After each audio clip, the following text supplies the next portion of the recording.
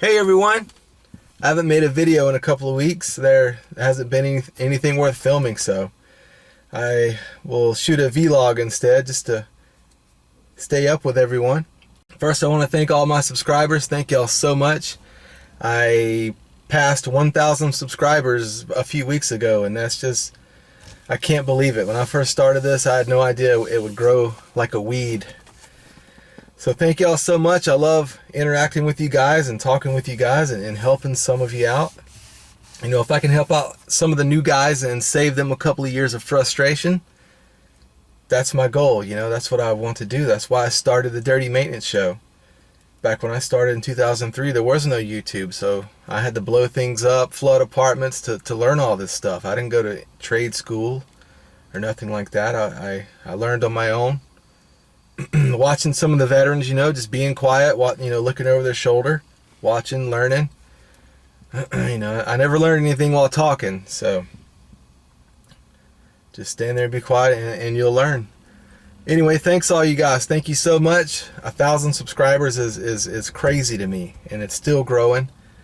I've actually got some haters, which is exciting. I was excited about that, you know. Like my buddy Steve Laugh says, you haven't arrived until you've got some haters coming through, and they have found the Dirty Maintenance Show. I love it, which is really funny to me. You know, it's funny. It's also a little creepy too. You know, I find it really creepy, you know, that a grown man, you know, my little repair video makes a grown man feel so powerless and alone that he feels he has to be nasty, you know. Instead of starting his own channel saying, man, I could do better than this, instead of building up his own building higher than mine, he feels he has to tear mine down instead of building his building higher. But I just delete their comments and block them. I mean, it takes all of 2 seconds. What a waste of time, you know. And I can tell within the first sentence what kind of comment it's going to be. I don't even read the full comment. I just delete it and then block that person. It's pretty bizarre, but it comes with YouTube. And what haters don't know is that the joke is on them, you know, because whether the feedback is good or bad, you know, thumbs up or thumbs down, it shows interaction with the channel. And when it shows interaction with the channel, it gives us a better SEO, which stands for search engine optimization, which will put our video in the top 5, you know, when you do the search. Channels that don't get interaction, they end up at the bottom and no one watches it. So thank you, haters. I want to thank all of you too for giving us the better SEO. I still love making these videos, you know. I like doing it. I like making these videos, and it's hard work, you know. I come home from working all day and I spend 2 or 3 hours making a video. It's hard work, but I enjoy it, and I enjoy helping everyone out. So in a place where new guys can come and we can talk, and if you have any questions, I mean, there is no stupid question. So if you have a question, you can come to me and ask, and if I don't know the answer, I know someone who does, and I can send you over his way, and he can answer it for you. I have Facebook too. You can private message me on Facebook. So yeah. So I want to answer a question I get asked a lot. Should maintenance supervisors do grounds or / pick up trash? In my opinion, yes. Yes, they should. I have done grounds every morning of my career. I started in 2003. I mean, unless the weather's just too bad, I won't do it. But I have done grounds every morning. When I was supervisor, I did grounds. When I was lead tech, I did grounds. And of course, when I was a porter, that's where I started. I started out picking up trash and painting. But yes, you maintenance supervisors need to be doing grounds out there with your men. It's a leadership position. Go out there and be a leader. You know, you hear some say, I just got paperwork. I can't do grounds. I've got no time. No, you don't. I was supervisor for years at one of the largest student housing companies in the city. And my paperwork was no more than 10 minutes. And it wasn't every morning. And I did the paperwork at the end of the day. You know, the last 20 minutes of the day, you know, when you're twiddling your thumbs, watching the clock, I did the paperwork then. So go tell that lie to someone else. Well, I got to meet with the property manager. I can't do the grounds. Meet with the property manager after you do the grounds. Every property that I worked at when I supervised, the supervisor's job was to inspect the grounds every morning. Inspect the grounds that he supervises every morning. Looking for water bubbling up out of the ground from a water meter. Looking at, you might find a couple of frozen suction lines on ACs. Say, oh, look at there, somebody took a dump on that step. I'll prioritize that and get that hosed off first thing. That's what a supervisor does, A lot of you guys out there, just like, yep, I'm supervisor now. Somebody bring me a bacon sandwich, and if you need anything, if you're looking for something to do, just come and shop. No, that's not supervisor. That's not leadership. I'm a history buff, and I love reading about great leaders from the past, from Alexander the Great, Napoleon, George Patton, and my favorite is Richard Winters. If you're not familiar with him, he has great books.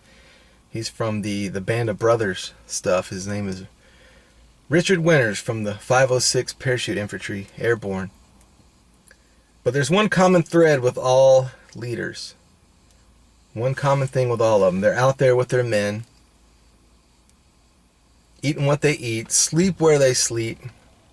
They're among the men, leading them. They're not sitting back in the office, sitting back behind the lines. They were always out on the lines. The great ones were. You don't ever hear about the not so great ones because no one wrote about them. George Patton would take a Jeep to the front line so all his men could see him headed to the front, out there with the men, out there dodging shells and stuff just like they were, eating what they ate.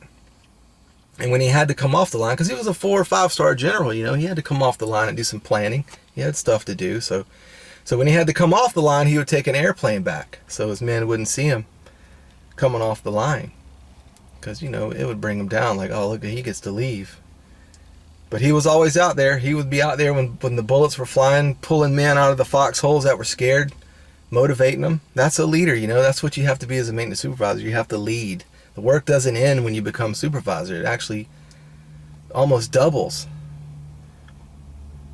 The company I work for now doesn't offer the maintenance supervisor job. And when I heard that, I said, this probably won't work, but I'll give it a shot.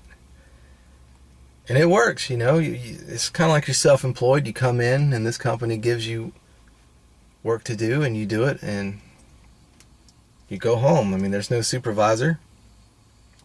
Everyone has to pull their own weight, And there's no drama. There's no supervisor drama. And, not having a supervisor has its pros and cons, like everything. You have those guys that lack integrity and take advantage of not being watched over. Some people can't handle that much trust, but there's nothing you can do. You just do your best and not worry about what everybody else does. But that's about the only con. You kind of have that wolf guarding the hen house deal. But there's less drama than when there were supervisors. Supervisor, I've worked with some good ones. I've worked with a lot of awesome ones, and there's more good ones than bad ones, but boy, have I worked with some doozies. As soon as they get that little supervisor pin on their chest, they changed on a dime. It was bizarre. And a lot of them were bubble gummers. They put bubble gum repairs and duct tapers, which was bizarre to me also. It's like, you're a supervisor, man? You're out here sticking bubble gum and duct tape on everything?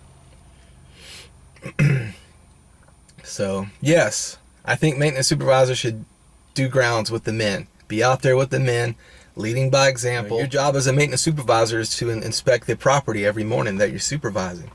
So, you get your butt out there with some trash pickers and a bucket and inspect the grounds, and while you're at it, pick up some trash with your guys. Don't be posted up in the shop when it's 20 degrees outside and your men are out there. That's not leadership. And you can do whatever you want to do. If I'm ruffling some feathers here, you can do what you want to do, but if you want to just sit in the shop while your guys are out there humping, then do it. But I'm going to go ahead and warn you, you're going to have a mutiny on your hands. Always. You're always going to be under constant threat of a mutiny. And your guys are going to be talking behind your back about how sorry you are. So, that's my opinion on it. Yes, maintenance supervisors should do grounds. Alright, that's about it, guys. Just remember, like I always say, save your damn money. We work too hard out here to show up at the end of our journey with nothing to show for it. Don't come to the end of your journey with nothing to show for all your hard work out here. Save your money. I started my money saving journey when I was 26, you know. And when you come into work with $5,000 or $10,000 in the bank, you have a little more pep in your step, and it's a good feeling. Just put something away, guys. 20 bucks out of every paycheck, 50 bucks, something. And you'll watch it grow like a weed. It's pretty amazing. And, you know, and read books. You know, I'll give you some good books to read. Go get The Automatic Millionaire by David Bach. Matter of fact, I'll put the links in the description below in this video. Go get The Automatic Millionaire by David Bach. Get The Richest Man in Babylon by George Clayson. Get Total Money Makeover by Dave Ramsey. And get The Millionaire Next Door. I can't remember who the author of that is. But I mean, they have stories in there about regular people with regular jobs making $50,000 a year. Both, the husband and the wife, making $50,000 a year, and they became millionaires just by saving some money. So I want to get it all in your lives. I want to help you financially. I want to help you maintenance-wise. Save your money, guys, and it helps. It really helps with attitude, and attitude is important. Come in with a smile. Come in with a good attitude. No one likes to work with a butthole, okay? And if someone's a butthole to you, let them be a butthole, because they always get asked to leave. Just think of your family. No one's worth getting fired over. Don't let no one steal your joy, okay, Skid Bros? Okay? Attitude's everything. Come in with a good attitude, smiling. Just have fun out here, okay? And that's it, guys. I'll see y'all in the next one. I live in Tallahassee, Florida, so we have a tropical storm about to roll over us, so I'm going to have to go do the protocol of the tropical storm protocol, you know, get all the pool umbrellas up and all the chairs and make sure all the drains are not covered with pine straw. Alright, guys. Hopefully something will come across that I can film. Y'all take care.